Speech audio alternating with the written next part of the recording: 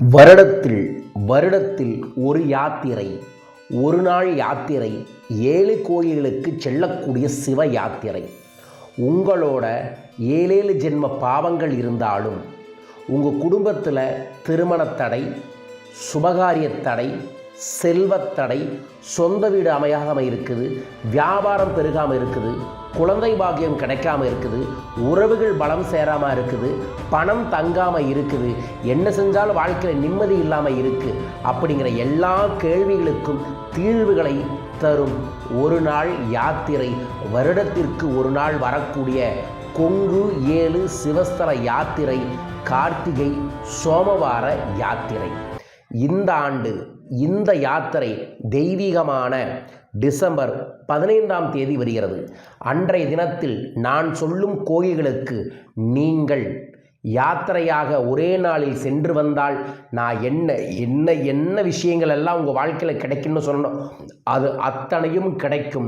அற்புதமான தெய்வீகமான மிக சூட்சமமான சிவனடியார்களுக்கு மட்டும் தெரியும் யாத்திரையை இப்போது உங்களுடன் பகிர்ந்து கொள்கின்றேன். நான் கடந்த 10 ஆண்டுகளாக இந்த யாத்திரையை செஞ்சுக்கிட்டு இருக்கேன்.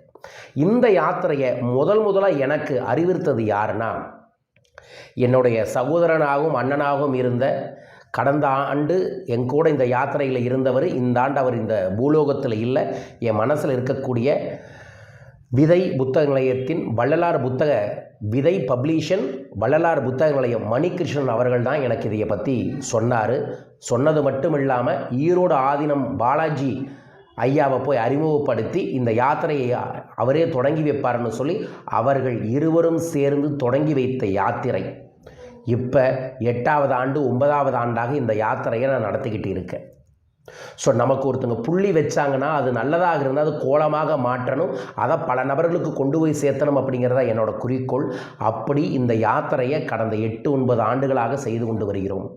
அற்புதமான யாத்திரைங்க, தெய்வீகமான யாத்திரைங்க. அதுவும் 2 வருஷத்துக்கு முன்னாடி சொன்னோம், இந்த யாத்திரையின் தகவலை கொடுத்ததே தர்மயாதீனம் ஐயா அவர்கள் தான் அப்படின்னு தெரிஞ்சுக்கிட்டு அவரோட திருவடிகளையே தொட்டு ஆசீர்வாதம் பண்ணியிருக்கோம். இந்த வருஷம் அவரோட ஆசீர்வாதத்தில் டிசம்பர் 15ஆம் தேதி நான் நம்ம டீமோட இந்த யாத்திரையை செய்ய போகிறேன். நீங்களும் செய்யலாம். என் கூட வரவங்க எங்கள் டீமில் பேரை பதிவு பண்ணிட்டு வாங்க. தாராளமாக நீங்களும் தனிப்பட்ட முறையில் உங்களோட வாகனத்திலையும் போகலாம். இந்த யாத்திரையோட சிறப்பு என்னென்னா, காலை சூரிய உதயத்தில் இருந்து சூரிய அஸ்தமனத்துக்குள்ள 7 சிவாலயத்திற்கு சிவாலய மராத்தான் மாதிரி போகணும். இதில் என்ன ரகசியம்னா, புண்ணியம் செஞ்சவங்க தான் 7 கோயிலும் தரிசனம் பண்ண முடியும். சில பேர் 3, சில பேர் 6, சில பேர் 5 தான் பண்ண முடியும். நான் முதல் 3 வருஷம்லாம் திணறிட்டேன். ஆனால் அதற்கப்புறம் இறைவனோட ஆசீர்வாதத்தில் எல்லா ஆண்டும் 7 கோயில்களையும் தரிசனம் பண்ணிகிட்டு இருக்கோம். நம்மளோட சேர்ந்து ஒரு 100-200 பேர்த்தையும் கூட்டிகிட்டு போவோம். இந்த ஆண்டும் ஆல்ரெடி பதிவுகள் ஏற்பட்டுருக்கு. இந்த ஆண்டு நான் 50 நபர்களை மட்டும் கூட்டிகிட்டு போக போகிறேன். நீங்களும் வர மாதிரி இருந்தால் டிசம்பர் 15 கொங்கு 7 சிவஸ்தல யாத்திரை என்கின்ற யாத்திரைக்கு வரணும்னா தொலைபேசியில் தொடர்பு கொண்டு உங்கள் பேரை பதிவு செய்யுங்கள். ஓகேங்களா? ஃபஸ்ட்டு விஷயம், இது எங்கேருந்து எங்கே இருக்குது, 7 கோயில்கள் சொல்கிறேன். இது எங்கே வேணாலும் ஸ்டார்ட் பண்ணலாம். பட் நான் ஸ்டார்ட் பண்ணுறது பிள்ளையார் சொல்லி போடுறது திரிவேணி சங்கமம் ஆஃப் தமிழ்நாடு என்று சொல்லக்கூடிய, குபேரருக்கு செல்வம் திரும்பி கிடைத்த இடம் என்று சொல்லக்கூடிய சங்கமேஸ்வரர் கோயில், ஈரோடு கரையில் இருக்கக்கூடிய பவானி சங்கமேஸ்வரர் கோயிலில் பிரார்த்தனை செய்து அங்கே இருக்கக்கூடிய இளந்த மரத்துக்கு கீழே ஒரு செல்வ பரிகாரத்தை செஞ்சு அதற்கு பக்கத்தில் இருக்கக்கூடிய தத்ராயர்கிட்ட ஒரு வேண்டுதலை வச்சுக்கிட்டு அங்கே இருக்கக்கூடிய சுரேஸ்வரர் அப்படின்னு சொல்லக்கூடிய ஜுரீஸ்வரர், அதாவது ஜுரம் ஈஸ்வரர்னு சொல்லுவாங்க, உடம்புல இருக்கக்கூடிய நோய் நொடிகளை தீர்க்கணும் அப்படின்னு அவர்கிட்ட வேண்டிட்டு பக்கத்திலேயே தெய்வீகமான லட்சுமி நரசிம்மர்கிட்ட ஒரு சங்கல்பம் பண்ணி அதற்கப்புறம் சால கிராமத்திலான கிருஷ்ணரையும் பெருமாளையும் கண்ணால் பார்த்து இந்த யாத்திரையை கோபுர வாசலிருந்து தொடங்குவோம். ஓகேங்களா? எல்லா அன்பர்களும் தமிழ்நாட்டில் முழுசும் அங்கே வந்துடுவாங்க. அங்கே இருந்து தொடங்கி நேராக சிவனும் சக்தியும் ஒன்று. முதல் திருத்தலம் செல்வம் திரும்ப கிடைக்கும், நோய் நொடிகள் தீரும், குடும்பத்தில் இருக்கக்கூடிய எல்லா பிரச்சனைகளும் தீர்வு தரக்கூடிய ஒரு பரிகார ஸ்தலம் தான் பவானி சங்கமேஸ்வரர் கோயில். அங்கிருந்து நேராக திருச்செங்கோடு அர்த்தநாரீஸ்வரர் கோயிலுக்கு போவோம். அர்த்தநாரீஸ்வரர் கோயில் என்ன? சிவ சக்தி. திருமணத்தடை, குழந்தை பாக்கியம், நாகதோஷம், குடும்பத்தில் இருக்கக்கூடிய உறவுகள் சார்ந்த பிரச்சனை, வியாபாரத்தில் இருக்கக்கூடிய தடை, இதையெல்லாம் சரி செய்யக்கூடிய அற்புதமான தெய்வீகமான திருத்தலம்.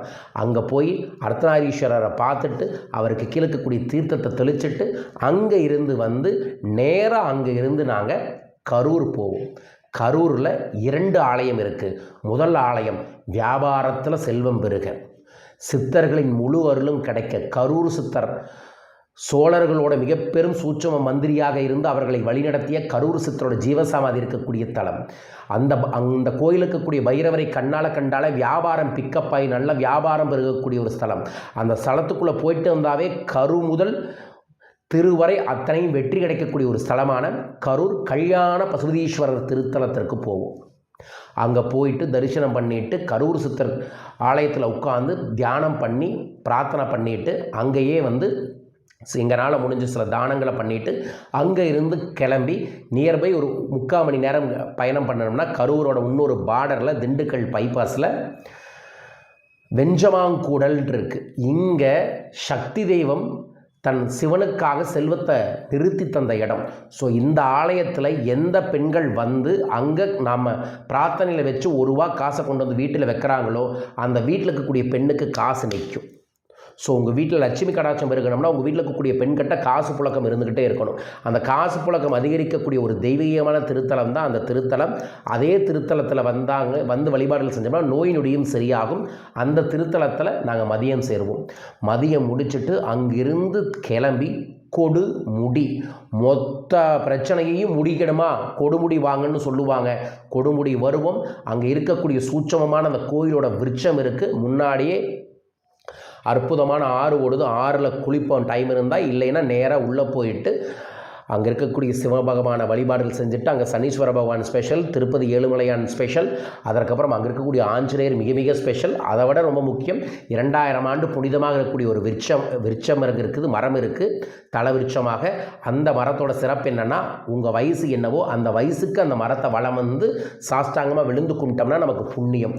ஸோ அங்கே முடிச்சுட்டு அங்கே இருந்து நேராக இது முருகஸ்தலம் என்று பெயர், ஆனால் இது ஒரு சிவஸ்தலம். மென்டல் டிசார்டர், மனம் சார்ந்த பிரச்சனைகள், வியாபாரத்தில் முடிவெடுக்க முடியாத ஒரு குழப்பங்கள், வாழ்க்கையே முடிஞ்சு போச்சு உனக்கு ஏதாவது முடிவு கிடைக்குமா அப்படின்னு நினைக்கிறவங்களுக்கு முடிவுகளை சத்தியமாக தரக்கூடிய திருமுருகன் பூண்டி ஈஸ்வரன் கோயில். அங்கே ஒரு தரிசனம் பண்ணிட்டு அங்கே இருந்து நேராக காசிக்கு போகலாமா? காசிக்கு எப்படின்னு கேட்குறீங்களா?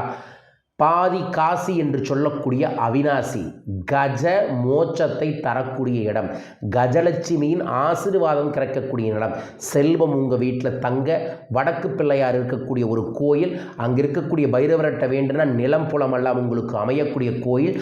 அந்த கோயிலில் நம்ம பூஜை அபிஷேகமெல்லாம் பார்த்துட்டு அங்கே ஒரு சிறப்பு பிரசாத அன்னதானத்தோடு இந்த யாத்திரையை முடிப்போம். ஸோ இந்த 7 கோயில் தான் கொங்கு 7 சிவஸ்தல யாத்திரை. டிசம்பர் 15 கார்த்திகை மாதத்தோட கடைசி நாள்.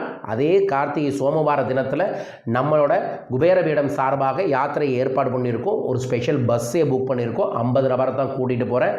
உங்கள் பெயரை பதிவு செய்ய தொலைபேசிகளை பதிவு செய்யுங்க.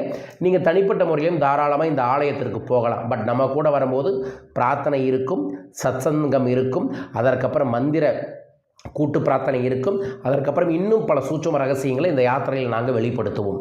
ஸோ என்னுடன் சேர்ந்து அனைவரும் வாருங்கள், கொங்கு 7 சிவஸ்தல யாத்திரைக்கு சென்று சிவனருளால் குரு அருள் பெற்று சகல செல்வங்களையும் பெற. இந்த ஆண்டில் இதை செய்வதன் மூலமாக பிறக்கக்கூடிய 2026ஆம் ஆண்டு நம்மளோட ஆண்டாக மாற வேண்டுமென பிரார்த்தித்து இந்த பதிவை பதிவு செய்கிறேன். பயன்படுத்தி வளம் பெறுங்கள். தென்னாடுடைய சிவனே போற்றி, எந்நாட்டவர்க்கும் இறைவா போற்றி.